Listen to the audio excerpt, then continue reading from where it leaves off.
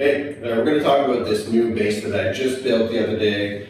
This is a design that took about a year to come together. The clients talked to me about a year ago, and then we spent this whole time working on design, materials, sounds, aesthetics, everything.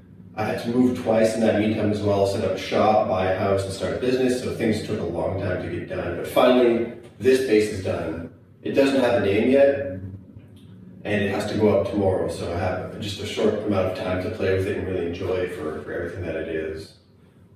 So we're going to do a little demo, but that will come later, so you can skip ahead in the video. I'll leave a link to that, and you can listen to the bass if you want, but for now we're just going to go over the specs and different parts of the bass. So this is unnamed as of yet. It has sort of definitely a like jazz bass lineage, I would say, but a very free take on that. This was made to the player specification. We wanted things to be smaller, so we get a shorter scale here. We have a shorter distance between the strings, so it's 16 millimeter instead of 19 or 18, which is standard. The body is a little thinner than usual. It's lightweight. It's made from roasted basswood, so the whole thing is light for a bass. We also removed some material by not having a horn. Remove stuff here. There's contours everywhere. So the whole thing is ergonomic. It's comfortable. It balances well, and it's easy to play, and it sounds and looks amazing. The specs on this one is a 30.5 inch scale length, so that's a short scale. You get a 9.5 inch radius on it, so that means it's got an easy fretboard to play. And it sounds a little bassier because it's a short scale, so all the notes are a little easier to play and bassier.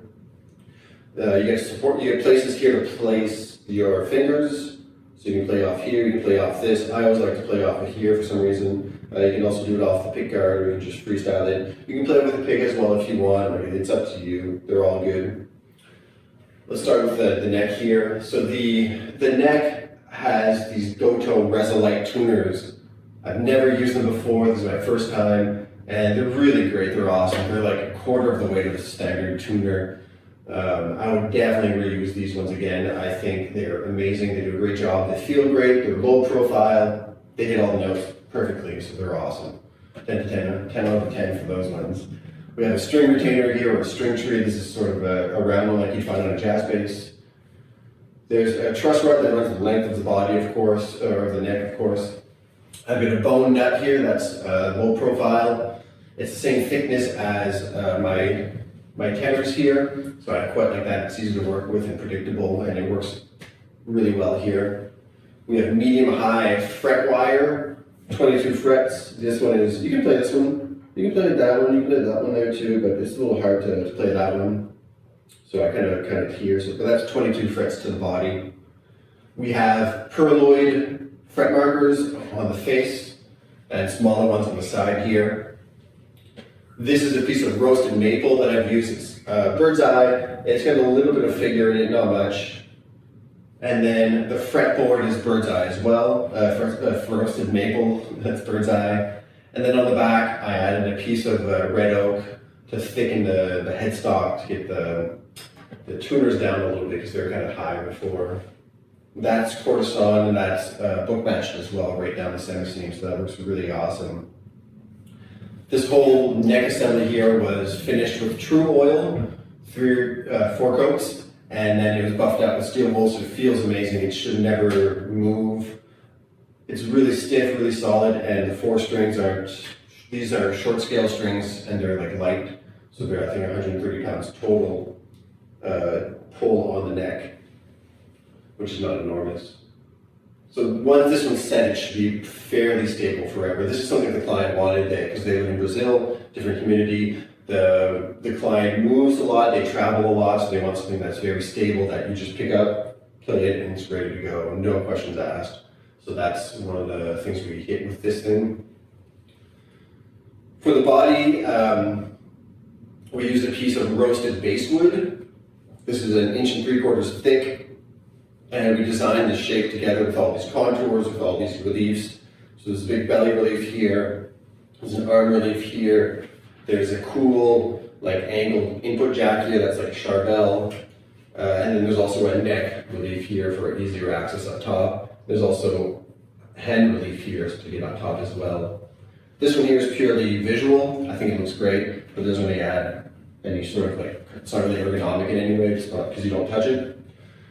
But the base still centers here. Well, the center of gravity is somewhere around here. So you can play it sitting down pretty comfortably.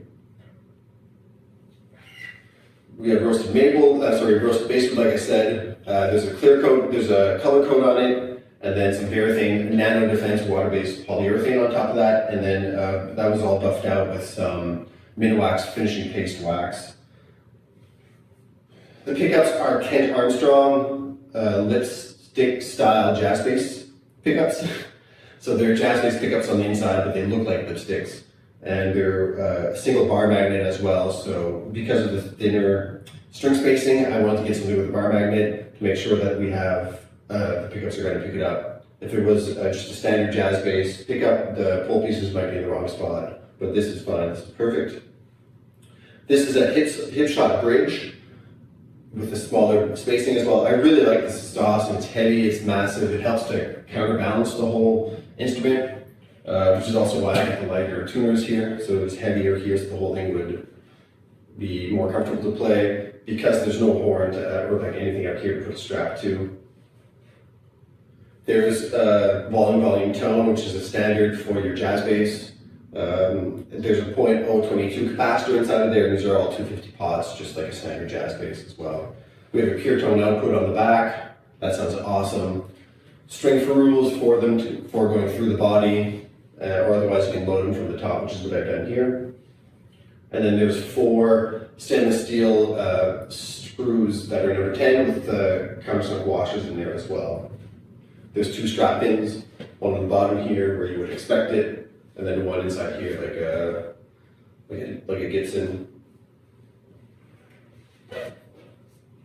That's about it for this one here, so let's have a listen to what it sounds like.